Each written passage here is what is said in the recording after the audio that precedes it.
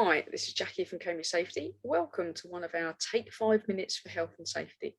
In this short video, we're going to look at silicosis and the risks associated with cutting stone. So crystalline silica, prevalent in our Earth's crust, but if you breathe it in the form of dust, it can cause an adverse reaction in the lungs. And this has been known since the 16th century, so this isn't something that we can say has only happened in the last few years. So silicon dioxide, which is in silica, is the basic component of sand, quartz and granite. So all of these types of materials that certain employees, depending on what type of work they do, could be subject to.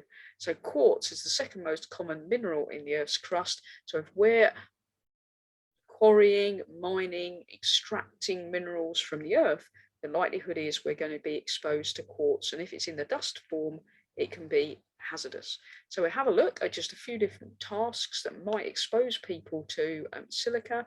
So things like sandblasting, drilling, foundry work, stone cutting, masonry, but even quarrying, tunneling, these types of things are going to expose people to silica, potentially in the form of dust where we can breathe it in.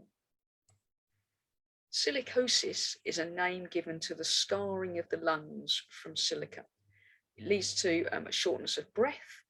People have fever, hot and cold. You can get a bluish tinge to the skin on your ears and lips. You get fatigued because your body's not able to take in as much oxygen as it should. So that leads to a shortness of breath.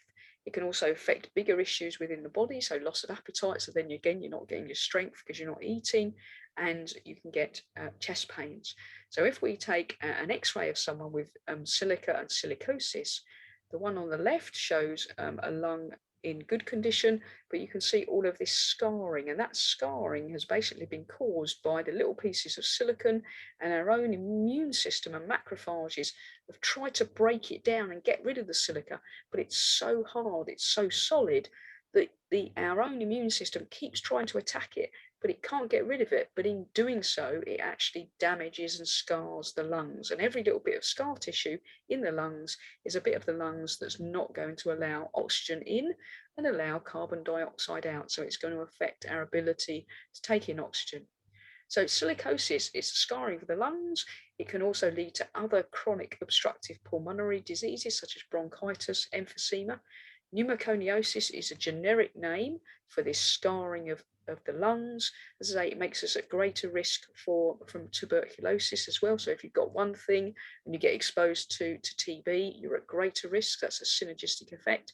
And it can ultimately lead to lung cancer, which obviously can be fatal. So mainly it's lung related, but if we're exposed to silica and stone as well, you can also get contact dermatitis from that because it irritates and dries the skin. So as such, it's a dangerous substance. We've known about it since the 16th century.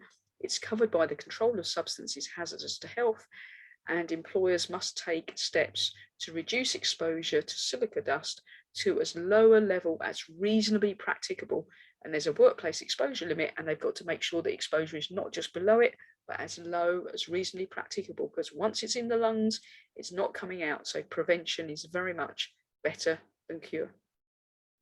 Thank you very much. This is Jackie Cambridge. Thanks for watching. That's one of our Take 5 videos for health and safety.